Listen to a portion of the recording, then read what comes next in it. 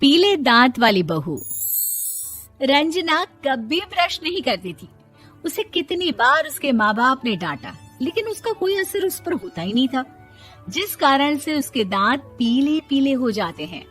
शादी के बाद अरे बहू, वैसे तो तुझ में कोई कमी नहीं है, पर तेरे दांत इतने पीले कैसे हैं बेटा?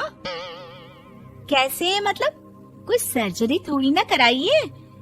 वो तो क्या नाम, मैं ब्रश नहीं करती थी तो पीले हो गए। अब क्या करूं?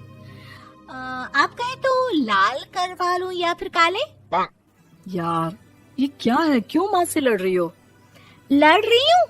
अरे मैं लड़ रही हूँ या ये बोल रही है कि दांत पीले हैं, पीले। अरे तपस्या थोड़ी ना की है इन्हें पीले करने के लिए। बकायदा ब्रश नहीं किया है 20 साल तक, तब जाकर। छी, कैसी बात कर रही हो? ये उस वक्त तो पीले नहीं थे जब हम लोग तुम्हें देखने आए थे। अरे तब साफ करवा लिया होगा डेंटिस्ट के पास जाकर। अब देखो कैसे पीले पीले लग रहे हैं। रंजना सास की तरफ गुस्से से देखती है। फिर शुरू हो गई पीले पीले पीले। अरे पीले तो तब भी थे जब मेरे हाथ का रसगुल्ला उड़ा उड़ा कर खा रही थी और बोल रही थी, लड़की नहीं गुणों का खजाना दे रहे भाई साहब आप। खैर, अब वो लोग करते भी तो क्या करते, पीले दांत वाली बहू पल्ले पड़ी थी तो झेलना तो था ही। एक दिन कीर्तन में रंजना गाना गा रही थी।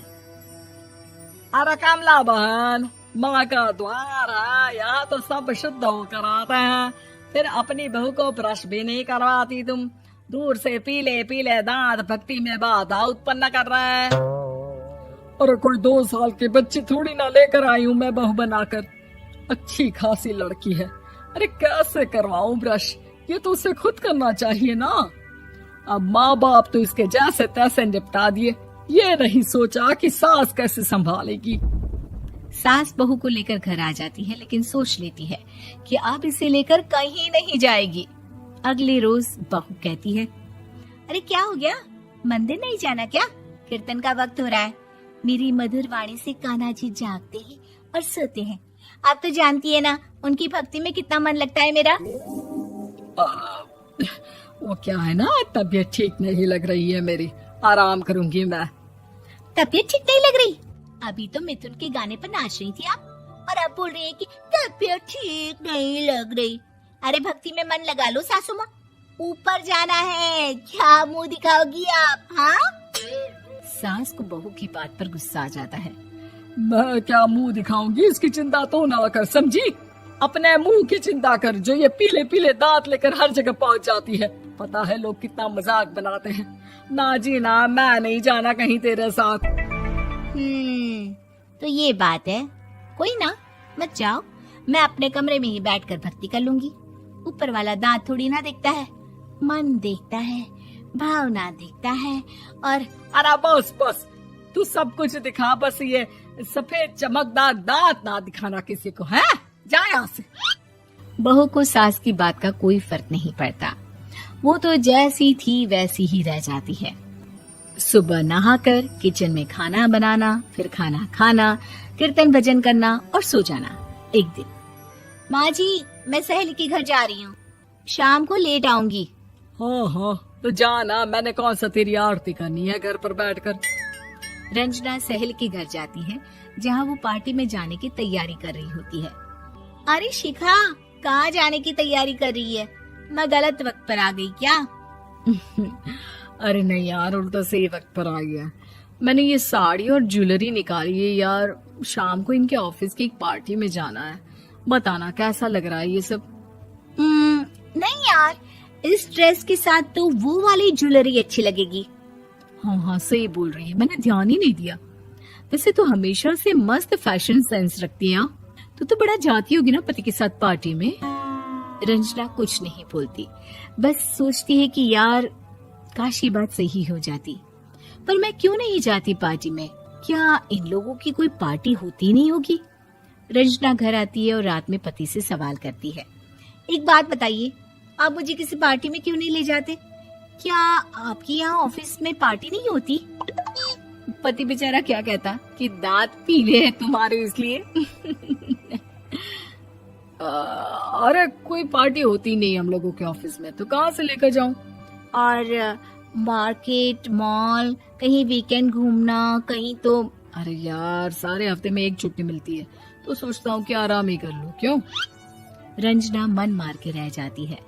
पहले कभी सास के साथ मंदिर जाया करती थी, लेकिन वो भी सास ने ले जाना बंद कर दिया। घर बैठी बैठी रंजना बोर हो जाती है। तभी उसे आइडिया आता है और वो मायके जाने का सोचती है। सासू माँ, 2 दिनों के लिए मम्मी के घर जा रही हूँ। अच्छा अच्छा, ठीक है, आराम से जा।